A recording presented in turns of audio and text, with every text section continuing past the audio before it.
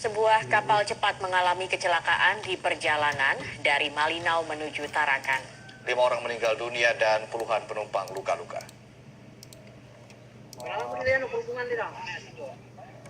Speedboat Harapan Baru, rute Malinau Tarakan, mengalami kecelakaan.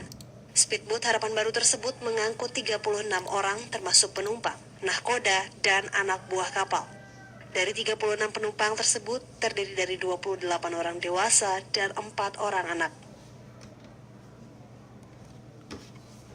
Speedboat Harapan Baru Ekspres 6 itu menabrak pohon nipa di pinggir laut karena nahkoda hilang konsentrasi. Kecelakaan tersebut bermula ketika speedboat berangkat dari Malinau pukul 12.00 WITA dengan tujuan Tarakan. Baru 1 jam berlayar, nahkoda speedboat diduga mengantuk. Tak lama, kapal yang sedang melaju kencang itu pun menyasar menuju ke pinggir pantai dan menabrak pohon di desa Singkong. Petugas lalu mendatangi lokasi kecelakaan dan melakukan evakuasi.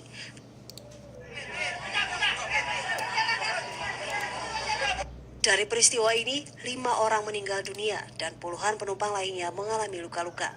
Korban luka-luka pun langsung dibawa ke RSUD Tarakan untuk penanganan lebih lanjut. Dari 5 orang yang menjadi korban meninggal, 1 diantaranya adalah seorang bayi. Tim Liputan Metro TV.